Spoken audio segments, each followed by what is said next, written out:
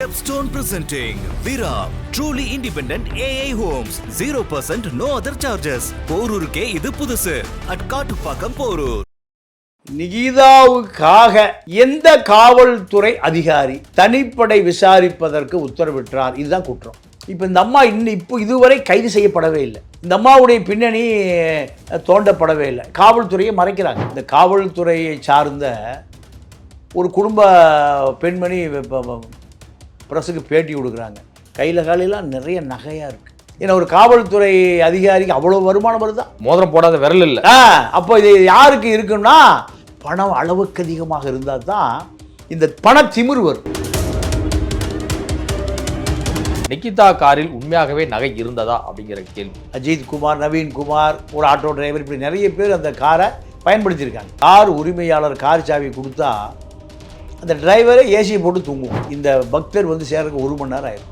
1 மணி நேரமாக என்ன எப்படி இருந்திருப்பான்? உல்லாசமாக ஏசியை போட்டுட்டு இந்த வழக்கை மறக்க எவ்வளோ சீக்கிரம் முடியுமோ அதற்கான முயற்சி தான் நடக்குதே தவிர நீட்டிக்க விரும்பலை. முதலமைச்சரே தொலைபேசியில் அந்த மாதிரி மன்னிப்பு கேட்டிருக்காரு.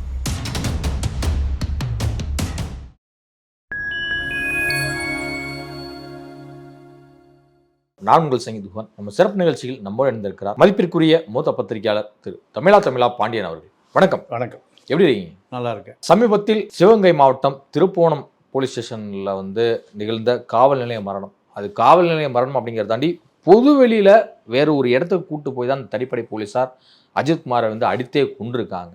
இதை வந்து பொதுவெளியில் அடித்து கொல்லப்பட்ட ஒரு சம்பவம். இன்னொரு விஷயம் நான் உங்கள்கிட்ட கேட்கணும்னு நினைக்கிறேன். இந்த யார் புகார் கொடுத்து இது மாதிரி செஞ்சாங்க அப்படிங்கிற விவரம் தெரிவதற்கு முன்பாக யார் இந்த நிகிதா அப்படிங்கிற கேள்வியை கடந்த 2 நாட்களாக தமிழ்நாட்டினுடைய எல்லா மக்களுமே வந்து கேட்டு வர்றாங்க. எப்படி உங்களுக்கு வந்து இவ்வளோ பெரிய அதிகாரம் கிடைச்சது? யார் இவங்களுக்கு உத்தரவிட்டு உடனடியாக எஸ்பியிலேருந்து அடுத்தடுத்து ஒரு தனிப்படை வந்து ஒரு புகார் எடுக்காமலே எஃப்ஐஆர் போடாமலே விசாரிக்க சொன்னது யார் அப்படிங்கிற கேள்வி எழுப்பியிருக்காங்க. யார் இந்த நிகிதா? இல்லை, இப்போது நிகிதாவை பொறுத்தவரை ஒரு கோயிலுக்கு வந்த ஒரு பக்தர். இதுதான் நிகிதாவினுடைய கேரக்டர். நிகிதாவுக்காக எந்த காவல்துறை அதிகாரி தனிப்படை விசாரிப்பதற்கு உத்தரவிட்டார்? இதுதான் குற்றம். நீங்கள் நிகிதா நேரடியாகவே காவல்துறைக்கு உத்தரவிட முடியாது. தனிப்படை சண்முக சுந்தரத்துக்கு உத்தரவிட முடியாது. ஒரு கிரிமினல் பின்னணி உள்ளவர் தான் நிகிதா. 2011 முதலமைச்சருடைய தனிப்பிரிவு செயலாளர், துணை முதலமைச்சருடைய தனிப்பிரிவு செயலாளர் எனக்கு பழக்கம்னு அந்த அம்மா பல லட்சம் ரூபா நிதி மோசடி செய்ததாகவும் செய்தி வருது. ஆனால் இதில் குற்றவாளி யாருன்னு கேட்டால் நீங்கள் மானாமதுரை போலீஸ் ஸ்டேஷனில் இதை விசாரிச்சிருக்காங்க. இந்த குற்றவாளி உண்மையாகவே நகை திருடுனாலான்னு அஜித் குமார், நவீன் குமார் அப்படி நண்பர்களை பூராமல் விசாரிச்சிருக்காங்க. கார் கோயிலுக்கு முன்பு நிறுத்திட்டு நிகிதாவும் அவங்க அம்மாவும் இறங்குறாங்க. வீல் சேரில் அஜித் குமார் தான் கூட்டிகிட்டு போகிறார். இவர் காரை பார்க் பண்ணுவதற்கு கார் ஓட்ட தெரியாது. சரி, அவருடைய தம்பிகிட்ட சாவி கொடுக்குறாரு. அவர் தம்பி இன்னொருவரை ஆட்டோ டிரைவரை பிடிச்சு கொண்டு கார் பார்க் பண்ணுறார். இப்போ இங்கே பூரா நிகிதாவனுடைய அதிகார துஷ்பிரயோகம் நடந்துகிட்டே இருக்குது. ஏன்னா நிகிதா அந்த காரை ஊனமுற்ற தன்னுடைய தாயை வீல் சேரில் இறக்கிட்டு இந்த காரை நிகிதா தான் கொண்டு போய் பார்க் பண்ணிட்டு வந்திருக்கணும். ஆனால் கார் பார்க் பண்ணுவது கோயில் காவலாளியினுடைய வேலை இல்லை. சரியா? அப்போது அங்கேயே என்ன நடந்திருக்கு? அதிகார துஷ்பிரயோகம். இப்போ இந்த அம்மா இப்போ இதுவரை கைது செய்யப்படவே இல்லை. இந்த அம்மாவுடைய பின்னணி தோண்டப்படவே இல்லை. காவல்துறையை மறைக்கிறாங்க. அந்த அம்மாவுடைய புகைப்படம் இது வரைக்கும் யாருக்கும் கிடைக்கல. இல்லை, இப்போ வெளியே வந்துருக்காங்க. இல்லை, வந்துருச்சு. ரொம்ப காலதாமதமாக இதெல்லாம் நடந்து ஞாயிற்றுக்கிழமை. இப்போ எத்தனை கிழமை தள்ளி வந்துருச்சு? 5 நாள் தள்ளி வந்து இப்போ வருது. இது எப்போ வந்திருக்கணும்? ஞாயிற்றுக்கிழமை அன்னைக்கே சமரசம் பேசப்பட்டு திமுகவுடைய மாவட்ட துணை செயலாளர் செங்கை பாரன் சமரசம் பேசி பிரச்சனையை எங்கே திருப்பவனம் மானாமதுரையை தாண்டக்கூடாது. இதற்காக திமுக குடி கட்டின காரில் கூட்டிகிட்டு போய் பேச முயற்சி பண்ணியிருக்காங்க. அதிமுக மாவட்ட செயலாளர் தடுத்து நிறுத்தியிருக்கார். அங்கேயே சண்டை நடந்திருக்கு. அதிமுக திமுக சண்டை நடந்திருக்கு. அப்போது மானாமதுரை காவல் நிலையத்தில் அஜித்குமார் விசாரிக்கப்பட்டிருக்கிறார். நீங்கள் அந்த ஸ்டேஷனில் இருக்கிற காவல்துறை ஹெட் கான்ஸ்டபிள், நீங்கள் ஏட்டையன்னு சொல்லுவோம் நம்ம தமிழ்நாட்டில், அவருக்கு தெரியும் இவன் குற்றவாளியாக மூஞ்ச பார்த்தா சொல்லிடுவாங்க இவர் குற்றவாளி இவன் குற்றவாளி இல்லைன்னு. அப்போ அங்கிருந்து இவர்கள் என்ன பண்ணப்பட்டார்கள், அனுப்பி வைக்கப்பட்டார்கள். அனுப்பி வைக்கப்பட்ட பிறகு நிகிதா மீண்டும் அந்த அம்மாவுடைய அதிகார மையத்துக்கு தொடர்பு கொள்கிற பொழுது சிவகங்கை எஸ்பிக்கே தெரியாமல் சண்முக சுந்தரத்துக்கு ஸ்பெஷல் டீமை விசாரி. நீங்கள் மானாமதுரையில் பல கேஸு நிலுவையில் இருக்குது. அந்த மாவட்டத்தில் 5 ஸ்பெஷல் டீம் இருக்குது. தேவகோட்டை, காரைக்குடி, திருப்பத்தூர், மானாமதுரை, இப்படி அங்கே எல்லாமே எல்லா வழக்குகளுமே அந்த ஸ்பெஷல் டீம் போய் விசாரித்து குற்றவாளி எடுத்துறீங்களா? இந்த ஸ்பெஷல் டீமை திருடர்களிடம் நட்பு கொள்வதற்கு, திருடர்களிடம் அவர்களை தொடர் கண்காணிப்பில் வைத்திருப்பது. நீங்கள் இந்த காவல்துறையை சார்ந்த ஒரு குடும்ப பெண்மணி பிரஸுக்கு பேட்டி கொடுக்குறாங்க. கையில் காலையெல்லாம் நிறைய நகையாக இருக்குது. ஏன்னா ஒரு காவல்துறை அதிகாரிக்கு அவ்வளோ வருமானம் வருதா? கான்ஸ்டபிள் அந்த மாதிரி பார்த்தீங்களா? ஆமாம். எத்தனை அத்தனை விரலையும் மோதிரம் போடாத விரல் இல்லை. அப்போ இது யாருக்கு இருக்குன்னா பணம் அளவுக்கு அதிகமாக இருந்தால் தான் இந்த பண திமிர் வரும். கழுத்தில், காதில், நெஞ்சில் எல்லாத்துலேயுமே நகை போடுறது. அப்போ ஒரு கான்ஸ்டபிளா இல்லை அதாவது ஐஜி மனைவி கூட அவ்வளோ நகை வகையெல்லாம் இருக்காது. அப்போது இந்த ஸ்பெஷல் டீம் உடனடியாக கலைக்கப்பட்டது. இது சட்டவிரோத குழுன்னு யாரோ முதலமைச்சருக்கு சொல்லியிருக்காங்க. இந்த குழு சட்டவிரோத குழு. பென்னிஸ் ஜெயராஜ் அது கொலை வழக்கு. அதற்கு பிறகு என்ன எல்லாம் போச்சு, ஃப்ரெண்ட்ஸ் ஆஃப் போலீஸே எல்லாம் போச்சு. அவர்களுக்கு என்ன வேலை, துப்பறிந்து கொண்டு வந்து இன்ஸ்பெக்டருக்கு சொல்கிறது, இன்ஸ்பெக்டர் அவர் மாமூல் வாங்கிட்டு சொல்கிறது. இதுதான் ஃப்ரெண்ட்ஸ் ஆஃப் போலீஸ். எல்லா தகவலும் தெரியும். எவன் விபச்சாரம் பண்ணுறான், எவன் சட்டவிரோதமாக கடத்தல் பண்ணுறான், மண்ணை கடத்துகிறான், கஞ்சா விற்கிறான், சாராயம் விற்கிறான், என்னென்ன நடக்குது அந்த ஸ்டேஷன் லிமிட்டில் அத்தனையும் இந்த ஃப்ரெண்ட்ஸ் ஆஃப் போலீஸ் வந்து சொல்லிடுவான். உடனே பேரம் பேசப்பட்டு கைமாறும். அதனால் இந்த குழுவே தேவையில்லைன்னு ஒரு உயர் காவல்துறை அதிகாரி கலைச்சிட்டார். அப்போ அவருக்கு தெரியுது அது அந்த குழு தமிழ்நாடு முழுக்க சட்டவிரோத குழுன்னு. அதுக்கு 2 உசுறு போச்சு. இப்போ என்ன நடக்குது, அஜித்குமார் உயிருக்கு பின்னால் டிஎஸ்பியினுடைய ஸ்பெஷல் டீம் கலைக்கப்பட்டது. எஸ்பிக்கு ஒரு ஸ்பெஷல் டீம் இருக்குது. எஸ்பி ஒரு மாவட்டத்துக்கு எஸ்பிக்கு ஒரு ஸ்பெஷல் டீம் இருக்குது. இல்லை அவ்வளவு லாண்டாடுற பிரச்சனையாக இருக்குது, கிரைம் ரேட்டிங்காக இருக்குது தமிழ்நாட்டில். ஒரு நகை திருடன் கோயம்புத்தூர் ஜெயிலில் மாட்டிக்கிட்டான். இது ஒரு 10 வருஷ கதை. அவன் உள்ளேருந்து எழுதுகிறான் டிஜிபிக்கு, ஐயா நான் 3 கிலோ நகையை என்கிட்ட இருந்து போலீஸ் திருடுனாங்க, கொடுத்தது 30 கிராம் தான். 3 கிலோ எங்கே, 30 கிராம் எங்கே? வழியில் என்னாச்சு, காவல்துறையிலுடைய கருப்பு ஆடுகளை எடுத்துக்கொண்டார்கள். காவல்துறையில் இருக்கிற கருப்பு திருடங்கின்றது யார்கிட்ட இருந்து, திருடங்கிட்ட இருந்து திருடுறதான் போலீஸ் வேலையா? திருட அவன் வந்து அடையாளம் தெரியுறான். இவர்கள் யார்கிட்ட திருடுறாங்க? திருடனிடமிருந்து திருடுகிறவன் எப்படியா மக்களை காப்பாற்றுவான்? ஒரு 15 வருடங்களுக்கு முன்பு, 20 வருடமே இருக்கும், எனக்கு நல்லா சரியாக ஞாபகம் இருக்குது. கோயம்புத்தூரில் ஒரு எஸ்பி சொக்கலிங்கன்னு ஒரு எஸ்பி. அந்த எஸ்பி என்ன பண்ணுறாரு, ஒரு இல்லீகலாக ஒரு லேடியோட தொடர்பில் இருக்கார். அந்த லேடி என்ன பண்ணுது, தன்னை கல்யாணம் பண்ண சொல்லி வற்புறுத்து. எஸ்பி பொண்டாட்டிங்கிற ஒரு அந்தஸ்து வேணும் அந்த அம்மாவுக்கு. எஸ்பி சொக்கலிங்கிறது பொண்டாட்டி பிள்ளையில இருக்குது, இது இல்லீகல். அப்போ என்ன பண்ணுறாரு, அந்த இல்லீகல் பெண்ணை கொலை செய்வதற்கு முயற்சி செய்கிறார். யார்? ஒரு எஸ்ஐ இல்லை, ஏட்டையா இல்லை, இன்ஸ்பெக்டர் இல்லை, யார்? ஐபிஎஸ் படித்த எஸ்பி பேரு சொக்கலிங்கம். அப்போது ஒரு கிரிமினல் குற்றவாளியை வரவழைத்து அந்த அசைன்மெண்ட்டை கொடுத்துருப்பார். எங்கே வச்சு கொடுத்துருப்பாரு? எஸ்பி ஆஃபீஸில், இல்லைன்னா எஸ்பி கேம்ப் ஆஃபீஸில் இந்த அசைன்மெண்ட்டை கொடுத்துருப்பார். அப்போது இந்த கிரிமினல் குற்றவாளிகள் ஒன்றுக்கு மேற்பட்டவர்கள் எஸ்பி சொக்கலிங்கத்தை பார்க்க வரும்போது என்ன நடந்திருக்கும்? எஸ்பி இன்ஸ்பெக்டர் செல்ட் அடிச்சிருப்பார், டிஎஸ்பி செல்ட் அடிச்சிருப்பார். யாருக்கு? இந்த கிரிமினல் குற்றவாளிக்கு. அந்த பெண் கொலை செய்யப்பட்டான், கழுத்தை நெரிச்சு கொண்டுட்டானு. கொன்ற பிறகு எஸ்பி தான் குற்றவாளின்னு அவன் 2 பேர் மாட்டிக்கிறான். எஸ்பி தலைமறைவு. இது எஸ்பி தலைமறைவு. குற்றவாளிகளை பிடிக்க வேண்டிய அந்த மாவட்டத்தினுடைய சூப்பரண்ட் ஆஃப் போலீஸ், எல்லா ஸ்டேஷனுக்கும் அவர் தான் கண்காணிப்பாளர்.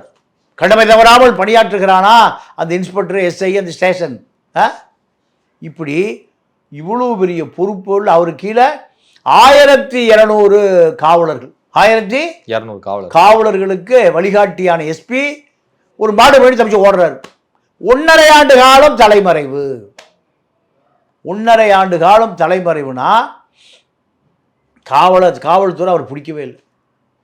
வழக்கு நடந்து சிறைக்கு போய் யார்? எஸ்பிங்க. மீண்டும் அவர் பணி சஸ்பெண்ட் செய்யப்பட்டு பல வருடங்கள் கழித்து எஸ்பி, டிஐஜி, ஐஜியாக சீட்டில் உட்கார்றார். இந்த நாடு விளங்குமாங்க? ஒரு கிரிமினல் குற்றவாளி ஜெயிலில் படுத்து கிடந்தார். ஒரு ஜெயிலில் யாரோட? ஜெயிலில் யார் இருப்பா? குற்றவாளி, கிரிமினல் குற்றவாளி, தண்டனை கைதிகளோட படுத்து கிடந்தவர் இன்னும் எதில் உட்கார்றாரு? ஐஜி சொக்கலிங்கம்னு பேர், கோயம்புத்தூர் எஸ்பி. அதே போல் சோலை முத்தையா திண்டுக்கல்ல அவர் எஸ்ஐயா இருக்கும்போது ஒரு மதுரை டு ராமேஸ்வரம் ஹைவே, அந்த காலத்தில் 80கள்லாம் பெரிய கடத்தல் எங்கே கொழும்பு வழியாக தான் நடக்கும், சிலோன் வழியாக தான் நடக்கும். அம்பாசிடர் காரில் தங்கம் கடத்துறானுங்க.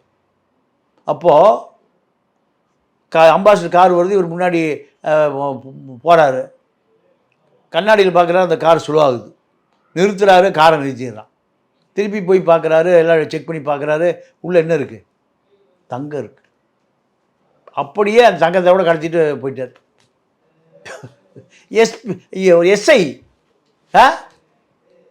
அதன் பிறகு அவர் கைது செய்யப்பட்டார். கைது செய்யப்பட்டு சிறையில் அடைக்கப்பட்டார். குற்றவாளியை பிடிக்க வேண்டியவரை குற்றவாளி ஆகிட்டார். சோலை முத்தையான்னு பேர். திருப்பி எஸ்ஐ, இன்ஸ்பெக்டரு, டிஎஸ்பி, எஸ்பியாக திண்டுக்கல்ல பணியில் ஜாயின் பண்ணுறார். பொன் பரமகுருன்னு ஒரு ஐஜி யாருக்கு இப்போ போஸ்டிங் போட்டு கொடுக்குறாரு? சோலை முத்தையாக்கு. சோலை முத்தையா எஸ்பியா பெல்ட் கில்ட்டெலாம் கட்டி அங்கே உட்காந்துருக்கார். எது? திண்டுக்கல் எஸ்பியா. மகனும் ஒரு ரவுடியும் 2 பேரும் ஒரு கட்ட பஞ்சாயத்து பண்ணி எஸ்பி மகனே முழுக்காசி வச்சுக்கிட்டார். வைத்து கொண்ட பிறகு அந்த ரவுடி வந்து எஸ்பி மிரட்டிட்டு போகிறான். உன் பையனுக்கு நான் இவ்வளோ பணத்தை அடித்து கொடுத்தேன், திருடி கொடுத்தேன், எதிரியை குறவழியில் கத்தி வச்சு கொடுத்தேன், அவன் எல்லா காசும் அடிச்சுட்டு போயிட்டான், எனக்கு 1 பைசா கொடுக்கல, அவனை போட்டுருவன்ட்டு போகிறார். யாருக்கிட்ட? எஸ்பி ஆஃபீஸில் வந்து ஒரு குற்றவாளி சொல்லிட்டு போகிறான்னா குற்றவாளி எஸ்பி எவ்வளோ கூட்டாளின்னு பாருங்க. ஒரே மாதத்தில் அந்த ரவுடி கொல்லப்பட்டான். ரவுடி குடும்பம் ஹைகோர்ட்டுக்கு போயிடுச்சு. எஸ்பி தாங்க கொண்டு விட்டான்னு. எஸ்பி தலைமறைவு. சோலை முத்தையால் பேரை சொல்றார். இந்த காவல்துறையுடைய நிலைமையை பாருங்க. சோலை முத்தையா தலைமறைவு, கேரளாக்குள்ள தலைமறைவு, எஸ்பியா இருந்தவர் தேடி பிடிச்சி ஜெயிலில் போட்டு வழக்கெல்லாம். இப்படி காவல்துறையை பொறுத்த வரைக்கும் காவல்துறைக்கு பின்னணியில் ஒரு பெரிய அரசியல் பவர் சென்டர் இருக்கு. வட இந்திய அதிகாரிகளான அத்தனை பேருமே தமிழ்நாடு ஒரு வேட்டைக்காடாக நினைக்கலாம், முட்டாப்பையெல்லாம் நினைக்கலாம். அம்பாசமுத்திரத்தில் ஒரு விசாரணை கைதி, ஒரு விசாரணைக்கே வர்றவனை யார்? பல்பீர் சிங்னு ஒரு வட இந்திய அதிகாரி, ராஜஸ்தான் அதிகாரி, குரடை எடுத்து பல்ல புடுங்குறானுங்க. கம்ப்ளைண்ட் கொடுக்க வந்தோடனே பல்ல புடுங்க. அப்போ அம்பாசமுத்திரமே திரண்டு வந்திருந்தால் பல்பீர் சிங்களுடைய அத்தனை பல்களும் புடுங்கப்பட்டிருக்கும். ஏன்? சூடே இல்லை, சொரணையே இல்லை, உணர்வே இல்லை, மனித உரிமை பற்றி எந்த அறிவும் இல்லை, சட்டத்தை பற்றி எந்த அறிவும் இல்லை. எவனா 500 ரூபா குவார்ட்டர் கொடுப்பான், காக்கா பிரியாணி கொடுப்பான், இதை திருண்டு ஓட்டு போட்டலாம். இதை தாண்டி எந்த சூடு சொரணையும் இல்லாத ஒரு கூட்டமாக இந்த திராவிட கட்சி வந்துருச்சு. திமுககாரருக்கு பணம் கொடுக்குறான், அப்போ தான் ஓட்டு போடுறான். அதிமுககாரருக்கு பணம் கொடுக்குறான். ஏன்னா இவன் திருடி வச்சிருக்கான், பல ஆயிரம் கோடி திருடி வச்சிருக்கிறான்னு அவன் கட்சிக்காரனுக்கே தெரியுது. எதுக்காக ஓட்டு போடணும்? பணம் கொடு, 2000 ரூபா கொடு, 5000 ரூபா கொடு. 5 ஓட்டு இருக்கா, 25,000 கொடு. சட்டி கொடு, பானை கொடு, அண்டா கொடு, குண்டா கொடு, டப்பா கொடு, டிப்பா கொடு. செந்தில் பாலாஜி சொல்லி குவார்டர் கொடு, காக்கா பிரியாணியும் கொடு. அப்போது காவல்துறையை பொறுத்த வரைக்கும் இவனை யாரதான் கேட்க போகிறான்? அனாதை பயிலுவோம் தமிழை பூரா அனாதை பயிலுக. எங்கே சேஷாச்சலம் காட்டில் செம்பரம் கட்டை கடத்தியதாக 2000 பேர் ஆந்திரா ஜெயிலில் கிடக்கான். தமிழம் பூரா 200 பேர் சுட்டு கொல்லப்பட்டாங்க. பஸ்ஸில் ஏறுவான், ஃபாரஸ்ட்டு, ஆந்திரா ஃபாரஸ்ட்டு. தெலுங்குன்னு பேசுனா விட்டுருவான், தமிழ் பேசுனா அவனுக்கு துப்பாக்கி குண்டு தான் பரிசாக கொடுக்கப்படுகிறது. தலைமைச் செயலகத்தில் ஆந்திரா அதிகாரிகளுடைய ஆளுமை. இங்கே கட்சியும் ஆந்திரா கட்சியாக இருக்குது, தலைவனும் ஆந்திராக்காரனாக இருக்கான், எல்லாம் ஆந்திரா. தமிழ்நாட்டை பேசாமல் ஆந்திராவோட இணைச்சிடலாம். தமிழை அவன் பூரா அழிஞ்சு போயிட்டாயா? தமிழை அவனுக்கு சொரணை இல்லையா? தமிழை அப்பனுக்கு சாராயம், மகனுக்கு சத்துணவு. முடிஞ்சு போச்சுடா. தெலுங்கானாவை சேர்த்த மாதிரி இதையும் பாதி பிரித்து தெலுங்கானா பாதி ஆந்திரா பக்கம் சேர்த்தலாம். ஒவ்வொரு மாவட்டத்துக்கும் ஒரு முதலமைச்சர் இருக்கான். அந்த முதலமைச்சருடைய கட்டுப்பாட்டில் தான் காவல்துறையும் கலெக்டர் இருக்காங்க. மதுரையில் மூர்த்தி கட்டுப்பாட்டில் தான் கமிஷனரும் கலெக்டரும். மூர்த்தி மீறி அந்த கமிஷனரும் கலெக்டர் செயல்பட முடியுமா?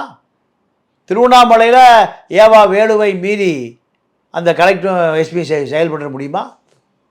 அப்போது சட்டம் ஒழுங்குக்கு யார் பொறுப்பு? அஜித்குமாருடைய உயிருக்கு யார் பொறுப்பு? பென்னீஸ் ஜெயராஜுடைய உயிருக்கு யார் பொறுப்பு? இப்போ ஒரு 13 வயசு பையனை கடத்திட்டு போய் கொண்டு இருக்காங்க. எங்கே? கிருஷ்ணகிரியில். இப்போ பேசிகிட்டு இருக்கும்போது நடக்குது. அப்போது இதுக்கு பின்னணியில் என்ன இருக்குன்னு இது புலனாய்வு பண்ணணுமா இல்லையா? கண்டிப்பாக ஒரு அரசியல்வாதி இருப்பான், ஒரு காவல்துறை அதிகாரி இருப்பான். இல்லை இவ்வளோ தைரியமா ஆனால் அவன் செய்யவே முடியாதுங்க. தூக்கு மரம் அவனுக்கு ஞாபகம் வரணும்.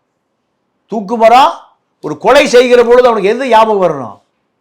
தூக்கு மரம் ஞாபகம் வரணும். இங்கே வர்றதே இல்லை. ஒவ்வொரு அக்கிஸ்டும் 24 மர்டர் கேஸ் இருக்க அக்கிஸ்டெலாம் இருக்கான். 24 மர்டர் கேஸுங்க. நீங்கள் ஆம்ஸ்ட்ராங் கொலை வழக்கு நடந்தபோது அந்த கொலை வழக்கில் சம்மந்தப்பட்ட அத்தனை பேரும் வழக்கறிஞர், அரசியல் கட்சி தலைவன், ப்ரொஃபஷனல் ரவுடி, எல்லாம் 10 வழக்கு 5 வழக்கு. அப்போ காவல்துறை அந்த குற்றவாளிகளை நிரூபிக்கணுமா இல்லையா? அப்போ இங்கே சட்டம் ஒழுங்கு காவல்துறையை பொறுத்த வரைக்கும் அரசியல்வாதியை பிடிச்சு அவன் எப்படியாவது பாதுகாத்துக்குவான். அந்தந்த மாவட்ட மந்திரிகள் அதிமுக வந்து எப்படி வராது? ஜெயலலிதா ரிவிட்டை கழட்டிடும் அந்தம்மா. திமுக வந்தால் தான் அந்தந்த மாவட்ட அமைச்சர்கள் தான் மாவட்ட முதலமைச்சர்கள். அமைச்சர்கள்லாம் கிடையாது. அங்கே யாரும் அதிகாரத்தை செலுத்த முடியாது. இப்போ நிகிதாவுக்கு பின்னாடி ஒரு பெரிய அரசியல்வாதியோ ஒரு உயர் அதிகாரியோ இல்லாமல் இந்த எஃப்ஐஆரே போடாமல் தனிப்படை இவ்வளவு பெரிய சித்திரவதை செஞ்சே இருக்க மாட்டான். இப்போ இந்த நிகிதா பின்னாடி இருந்த அந்த ஐஏஎஸ் அதிகாரி யார் அப்படிங்கிற கேள்வியும் நிறைய பேருக்கு எழுது. உண்மையாகவே ஐஏஎஸ் அதிகாரியோடைய உத்தரவின் பேர்லாம் இது மாதிரியான சம்பவங்கள்லாம் நடந்திருந்தது இல்லைங்க. அது ஹென்ரி டிஃபன் வந்து ஐஏஎஸ்ங்கிறாரு. அவர் யாரும் பேரை சொல்ல வேண்டியதானே? ஆனால் அது கண்டிப்பாக ஐஏஎஸ் அதிகாரி அல்ல, ஐபிஎஸ் அதிகாரி. எதன் அடிப்படையில் சொல்கிறீங்க? அதாவது எதன் அடிப்படையில்? நல்ல கேள்வி. என்னென்னா, ஐஏஎஸ் அதிகாரி சீருடை பணியாளர்களை வேலை வாங்க முடியாது. அதுவும் தனி சாதி. எது? ஐஏஎஸ் ஒரு சாதி, அட்மினிஸ்ட்ரேட்டிவ். ஐபிஎஸ் போலீஸ் ஒரு சாதி.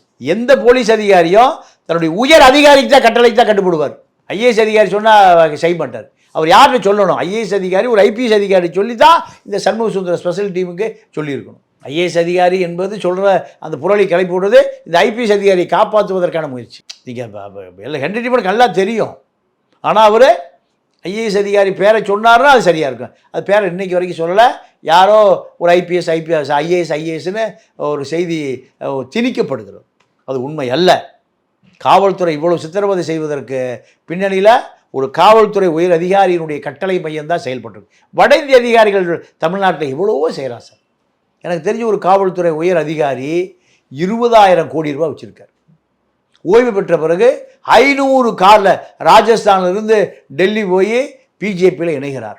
ஒரு தமிழ்நாட்டுடைய காவல்துறை அதிகாரி எவ்வளோ கார் குடி வச்சுட்டு போறாரு? 500 கார். ஏது அவருக்கு அந்த 500 காருக்கான காசு? அப்போ எல்லாம் வேட்டையாடுது எங்க? தமிழ்நாட்டில் பல பார்டர் நடந்திருக்கு. பல கொலைகளுக்கு பின்னணி அந்த அதிகாரி இருந்திருக்கார். பல பத்திரிகையாளர்கள் அவர்களுக்கு நண்பர், பல சமூக விரோத செயலுக்கு அவர் உடந்தை. இப்படி நிறைய திமுக அதிமுக 2 பேருக்கு அவர் நெருங்கிய நபர். ஒரு வழக்கறிஞருடைய மகன் வழக்கில் அவர் தான் குற்றவாளி. இதெல்லாம் ஊடகங்கள் பூசி முழுகிட்டான். அந்த அதிகாரி யார்? யாரோ XRY. மக்களுக்கு தெரியும், ஊடகவியலாளருக்கு தெரியும், அரசியல்வாதிகளுக்கு தெரியும், அதிகாரிகளுக்கு தெரியும். தமிழ்நாட்டில் இன்னொரு கேள்வி வந்து எழுது இந்த அஜித்குமார் அவருடைய மரண வழக்கில் என்ன அப்படின்னா, நிகிதா காரில் உண்மையாகவே நகை இருந்ததா அப்படிங்கிற கேள்வி. இதை எப்படி பார்க்குறீங்க? இல்லைங்க, அதாவது இல்லை, நகை இல்லாமல் இந்த கொலை நடந்திருக்காது. இது வந்து மனநோயாளிகள் கிளப்பி விடுற செய்தி. நகை இருந்தது உண்மைதான். ஆனால் அந்த காரை அஜித்குமார், நவீன்குமார், ஒரு ஆட்டோ டிரைவர், இப்படி நிறைய பேர் அந்த காரை பயன்படுத்தியிருக்காங்க. நீங்கள் ஒரு விஷயம் என்னென்னா, கார் உரிமையாளர் கார் சாவி கொடுத்தா அந்த டிரைவரை ஏசியை போட்டு தூங்குவான். இப்போ அவன் டிரைவர் இல்லை. இப்போ டிரைவர் இல்லைன்னா யார்? அஜித்குமாரோட நண்பர்கள், நவீன்குமார் அவன் தம்பி, இன்னொரு நண்பர் எல்லாம் என்ன பண்ணியிருப்பாங்க, இந்த பக்தர் வந்து சேர்றதுக்கு 1 மணி நேரம் ஆயிருக்கு. 1 மணி நேரமாக அவன் என்ன எப்படி இருந்திருப்பான்? உல்லாசமாக ஏசியை போட்டுட்டு டெக்கில் பாட்டு கேட்டு இருந்திருப்பான். அப்போது அவனை விட்டி ஒரு நண்பர் வருவான், அவனை விட்டி ஒரு நண்பர் வருவான், பின்னாடி வருவான். இதில் இந்த நகை எடுத்துகிட்டு போனது, நகையை திருடியது, நீங்கள் யார் 5 பேர் வந்தாலும் 5 பேர் யார் வேணால் இருக்கலாம். காரு வழிபாடு முடித்து விட்டு காரில் ஏறும்போது ஒரு கட்டை போய் பின்னாடி பிரித்து கிடக்கு. ஐயோ நகையை கேன அப்போ தான் சொல்கிறாங்க. அப்போது அந்த கார் அஜித்குமாரை தவிர அத்தனை பேர் அந்த காரில் இருந்திருக்காங்க. ஏன்னா அஜித்குமார் கார் ஓட்ட தெரியாது. ஆனால் நீங்கள் விசாரணை என்பது அடித்து கொள்ளுவதா விசாரணை தமிழக காவல்துறை வச்சுருக்கான். நீங்கள் சவர்கார்னு ஒரு IAS அதிகாரி, தஞ்சாவூர் கலெக்டர், கலெக்டர் ஒரு திருட்டு வழக்கில் ஒரு விசாரணைக்காக கூட்டிகிட்டு வராங்க. யாரை கூட்டிகிட்டு வராங்கன்னா, ஒரு அப்பா, ஒரு அம்மா, ஒரு மகன், மகள், அந்த குடும்பத்தையும் கூப்பிட்டு வராங்க. கூட்டிகிட்டு வந்து திருட்டு வழக்கில் விசாரிக்கக்கூடிய அந்த காவல்துறை என்ன பண்ணுறாங்க, ஜெயலலிதா முதலமைச்சர் அப்போ என்ன பண்ணுறாங்கன்னா, நான் திருட்டு நகையை கொடுக்கலைன்னா உனக்கு பனிஷ்மெண்ட். என்ன பனிஷ்மெண்ட் தெரியுமா? அப்பா நிர்வாணப்படுத்தப்பட்டு லாக்கப்பில் அடைக்கப்படுகிறார். அதே லாக்கப்பில் வயது வந்த மகளும் நிர்வாணப்படுத்தி அடைச்சி வைக்கப்படுகிறார். இந்த நாடாங்க இது, சொரணையே இல்லாத நாடுங்க. மகள், வயதுக்கு வந்த மகள், அப்பா நிர்வாணமாக, அந்த எவ்வளோ இருக்குது ரூமு, லாக்கப் ரூம் எவ்வளோ இருக்கும்? 10க்கு 5க்கு 5 தான் இருக்கும். வயதுக்கு வந்த மகன் பெற்ற தாயோடு நிர்வாணமாக அடைத்து வைக்கப்படுகிறார். இரவு முழுக்க அவர்கள் என்ன பாடுபட்டிருப்பான்னு சொல்லுங்க. காவல்துறை அதிகாரியும் அவருடைய சகோதரியும் அந்த அடைத்து வைக்கப்பட்டிருக்கணும். நான் பாவம் அந்த சகோதரி நான் சொல்ல விரும்பலை. ஈவன் காவல்துறை அதிகாரி செஞ்ச தப்புக்கு அந்த சகோதரி என்ன பண்ணுவான்? நான் ஒரு இது உதாரணத்துக்கு சொல்கிறேன். அவன் கற்பனை பண்ணி பார்க்கட்டும். அவனுடைய தாயும் அவனை அதே நிலைமையில் இருக்கக்கூடிய ஒரு மனநிலையில் அவன் எப்படி இருப்பான்னு நான் கற்பனை பண்ண சொல்கிறேன். நான் அந்த சகோதரியோ தாயவோ நான் இழிவுபடுத்த விரும்பலை. இந்த மிருகம், காவல்துறை அதிகாரி மிருகத்தோடு அந்த சகோதரிகளை நான் இணைத்து பார்க்க விரும்பலை. இருந்தாலும் அந்த வழி அவனுக்கு தெரியணுமில்ல. காலையில் திறந்து விடுறாங்க, அரை மணி நேரத்தில் 4 பிணம் கிடக்குது. 4 பிணம் கிடக்குது. கம்யூனிஸ்ட் கட்சிக்காரன் தான் போராடுறான். கம்யூனிஸ்ட் கட்சிக்காரன் தான் இதை நீதிமன்றத்துக்கு கொண்டு வர்றான். நீதிமன்றம் என்ன 10 லட்ச ரூபா பணம் கொடுக்குது. இந்த பணத்தை யார் வாங்குவா? ஆவியா வாங்கும்? அதோடு முடிஞ்சு போச்சு இந்த வழக்கு. இப்படி பல விஷயங்கள். காரணம்னா அதிகார மையமே போலீஸை காப்பாற்றுது. அதிகார மையமே போலீஸை காப்பாற்றுது. இப்போ நிகிதா மீது பணமோசடி புகார்கள் வந்து குஞ்சிட்டு வருது. அவங்களுடைய உறவினரே வந்து பாத்தீங்கன்னா இன்னைக்கு பரபரப்பான ஒரு பிரஸ் மீட்டை வந்து கொடுத்திருக்காரு. அவர் சொல்ற குற்றச்சாட்டு என்ன அப்படின்னா 2010ஆம் ஆண்டு அப்போது திமுக ஆட்சியில துணை முதலமைச்சர் எங்களுக்கு தெரியும், துணை முதலமைச்சரோட PA எங்களுக்குலாம் வந்து தெரியும், தங்கம் தென்னரசு எங்க கூட எப்பவும் டெய்லியும் வந்து பேசிட்டு தான் வந்து இருக்கிறாரு. நீங்க உடனடியா பணத்தை கொடுத்தீங்கன்னா 2 நாள்ல அரசு வேலை அப்படிங்கிறத வந்து ஆசையை காட்டினாங்க. நாங்களும் அங்கங்கன்னு பிடிச்சி சில லட்சங்கள்லாம் பெரட்டி வந்து கொடுத்தோம். ஆனா அந்த பிறகு இவங்க எங்களுக்கு தரவே இல்லை, சென்னையில நிறைய பேர் ஏமாந்துருக்காங்க அப்படின்னு சொல்லிட்டு மதுரையில் ஏமாந்துருக்காங்கன்னு பல இடங்களை வந்து குறிப்பிட்டு சொல்றாங்க. ஸோ இதன் மீது இவ்வளவு நாள் ஏன் வந்து நடவடிக்கை எடுக்கல? இவ்வளவு பெரிய மோசடி புகார் வந்து இருந்தும் என்ன காரணம்? இல்லை, அதையெல்லாம் அரசியல் பாதுகாப்பு தான், அரசியல் பாதுகாப்பு தான். நீங்கள் இங்கே ஒரு மக்களை பொறுத்த வரைக்கும் அப்பாவி ஆருத்ரா கோல்டு ஃபைனான்ஸ் 98,000 பேர் 5,000 கோடி யார் விசாரிச்சா? எங்கே வச்ச விசாரி? நீங்கள் அவன் ராஜசேகர் யார் கூட நிற்கிறான்? மோடி கூட நிற்கிறான். RK சுரேஷ், ஹாரிஸ் எங்கே நிற்கிறான்? அமித்ஷா கூட நிற்கிறான். எவ்வளோ பேர் ஏமாந்தவங்க? 98,000 பேர் 5,000 கோடி. அவன் சௌரியமாக துபாயில் கொஞ்சம் RK சுரேஷ் கொஞ்சம் போனான். 5,000 கோடி வேணும்னு காலையில் சொன்னீங்கன்னா உங்களுக்கு 1 லட்ச ரூபாய்க்கு 10,000 ரூபா மாதம் வட்டி வரும்னா 1 லட்சம் பேர் கியூ நிற்பான் 5,000 கோடியோட. இந்த முட்டாள் தமிழனை வச்சுட்டு என்ன பண்ணுறது? இவன் முட்டாளாக இருக்க வரைக்கும் தான் இந்த திராவிட ஆட்சி நடக்கும், திராவிட கட்சி நடக்கும். 30% பேர் இதை விட்டு வெளியிலேயே போயிட்டான். எதை விட்டு? இந்த ஜனநாயகத்தை விட்டு வெளியே போயிட்டான். ஓட்டே போடுறது 30% பேர். அதனால தான் எப்பவுமே 70 தாண்டது இல்லையோ? அதுதான் உண்மை. சிந்திக்கிறவன், அறிவாளி, படித்தவன், பண்பாளன், ஆடிட்டரு, டாக்டரு நான் நேராக பார்த்தேன். எங்கே ஈரோடு எலெக்ஷன் நான் நின்னல. நன்றி வணக்கம். இதெல்லாம் ஊருக்கு போய் பத்திரமா செலவெல்லாம் பண்ணாதீங்க. பெரியாரை பேசிட்டு போகிறான் சீமா.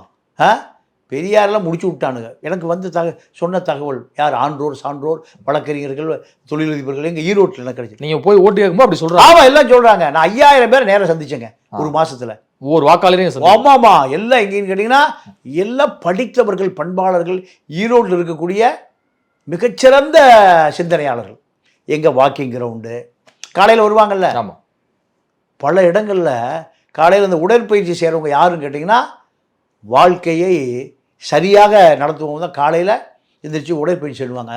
5 மணிக்கு எந்திரிச்சு 7 மணி வரைக்கும். மீதியெல்லாம் படுத்து கிடப்பான்.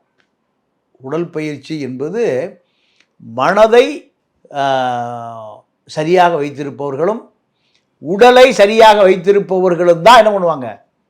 உடற்பயிற்சி செய்வோம். இது அவர்களை பார்த்தாலே நீ முடிவு பண்ணிக்கலாம். சிலர் பெரிய தலைவர், எனக்கு ஒருத்தர் 12 மணிக்கு தான் எந்திரிப்பாரான் காலையில். இளம் தலைவர், அப்பா மகன் சண்டையில் கிடக்காங்க. அந்த இளம் தலைவர் எத்தனை மணிக்கு எந்திரிப்பாரா? அவங்க அப்பாவே சொல்கிறார். அப்போது அந்த வாக்காளர் என்ன சொல்கிறாங்க? தயவுசெய்து கிளம்புங்க, உங்களுக்கு அட்வைஸ். ஆமாம், சீமான நீங்கள் என்ன பண்ண முடியும்? பெரியார் மண்ணில் பெரியாரை இழிவுபடுத்துகிற அந்த சீமானை ஒன்றும் பண்ண முடியாது. நீங்கள் கிளம்புங்க இல்லையா? எதிர்ப்பு பதிவு பண்ணும் இல்லையா? வேண்டாம், கிளம்புங்க. ஏன்? நான் ஓட்டு போட மாட்டோம். எனக்கு உண்மையாகவே அங்கே ஒரு 5,000 ஓட்டு கிடச்சிருக்கணும். 5,000 பேரை நான் நேரம் சந்தித்தேன். துண்டு பிரசுரம் 25,000 பேருக்கு கொடுத்தேன். டீ வாங்கி தரான், காப்பி வாங்கி தரான், டிஃபன் வாங்கி தரான், சாப்பாடு வாங்கி தரான். ஆனால் கிளம்பு. காரணம், இந்த ஜனநாயகம் இந்த மக்களை காப்பாற்றாது. இந்த ஜனநாயகம் ஜனநாயகவாதிகளும் மக்களை காப்பாற்றுவர்கள் அல்ல. ஜனநாயகவாதிகள் அத்தனையும் அரசியல் இப்போ அயோக்கியத்தனமான பின்புலத்திலிருந்து வர்றான். கள்ளச்சந்தை வியாபாரியாக இருக்கான். காசு கொடுக்குறான் ஓட்டுக்கு. வாக்கை மட்டும் வாங்குவது தான். தொலைநோக்கு பார்வையே கிடையாது. நிகிதா கைது செய்யப்பட எதுவும் வாய்ப்பு இருக்கா? இல்லை, அதை காவல்துறை இல்லை, அப்போது துணை முதலமைச்சராக இருந்தவர் MK ஸ்டாலின் அவரை சம்மந்தப்படுத்தி இந்த வழக்கெல்லாம் வந்து புகார்லாம் போயிருக்கு. அப்படிங்கும்போது இன்னைக்கு அவர் முதலமைச்சராக இருக்கிறார் அப்படின்னா இமீடியட்டாக ஒரு நடவடிக்கை எடுக்க வேண்டிய கட்டாயம் இருக்குல்ல? இல்லை, இப்போது என்னென்னா இந்த வழக்கை மறக்க எவ்வளோ சீக்கிரம் முடியுமோ அதற்கான முயற்சி தான் நடக்குதே தவிர இந்த வழக்கை நீட்டிக்க விரும்பலை. முதலமைச்சரே தொலைபேசியில் அந்த அம்மாட்ட மன்னிப்பு கேட்டிருக்கார். அஜித் குமாருடைய அம்மாட்ட மன்னிப்பு கேட்டு, அது பெருந்தன்மை நம்ம மதிக்கணும். ஒரு முதலமைச்சர் இறங்கி வந்து சாதாரண ஒரு குடி மகளிடம் மன்னிப்பு கேட்டது நம்ம உண்மையாகவே அவருடைய பெருந்தன்மையை நம்ம அதை சிரம் தாழ்த்தி தான் ஆகணும். ஆனால் தொடர்ந்து இது போன்ற இந்த மரணங்களை தடுப்பதற்கு என்ன நடவடிக்கை எடுத்திருக்கீங்க? போர்க்கால நடவடிக்கை என்ன? இந்த ஒரு கொலையை திட்டமிட்டு செய்த அதிகாரிகள் தூக்கு கயிறு ஞாபகம் வரணுமா இல்லையா? பென்னீச ஜெயராஜை கொலை செய்த அதிகாரிகள் தூக்கு கயிறு தொங்க விட்டுருக்கணுமா இல்லையா? அஜித்குமார் கொலைக்கு சம்பந்தப்பட்ட 5 பேரும் தூக்கு கயிறு ஞாபகம் வந்திருக்கணுமா இல்லையா? யாரை வேண்டுமானாலும் அடித்து கொலை செய்யலாம். நீங்க கொடூரமா மிளகாப்பொடி பொறுப்புல இருந்து வாயில இருந்து அத்தனையும் போட்டிருக்காங்க. அப்போ சட்டத்தின் மீதோ நீதிமன்றங்களின் மீதோ அவர்களுக்கு ஒரு சதவீதம் கூட நம்பிக்கை இல்லை. அதானே நமக்கு அப்பாவி மக்களுக்கு தெரிகிற விஷயம். அப்போ அப்பாவி மக்கள் என்ன நினைப்பான்? இவர்களை பகைத்து கொண்டால் அதுதாங்க. நீங்க அந்த திருப்போணத்துல கோயிலுக்கு பின்னாடி மடப்புறம் கிராமத்துக்கு பின்னாடி 200 குடும்பம் இருக்காங்க. 200 குடும்பமும் இரவுல மரண ஊழம் கேட்டுக்கொண்டே இருந்திருக்கு அஜித்குமாருடைய. யாரு எந்திரிச்சே வரல. கேரளாவாக என்ன பண்ணியிருப்பான்? சேப்பு கொடியோடு 200 பேர் வந்து நின்று இருப்பான். இந்த கூட்டம் தப்பி ஓடி இருக்கும். மானாமதுரை வழியா நடந்தே ஓடி இருக்கும். அந்த அளவுக்கு இந்த மக்களிடம் இந்த திராவிட கட்சிகள் விழிப்புணர்வே இல்லாமல் கோடம்பாக்கத்தில் விட்டுட்டு போயிட்டானுங்க. இதுவரை உங்கள் பல்வேறு கருத்துக்களை உங்களுக்கு நன்றி. நன்றி, வணக்கம்.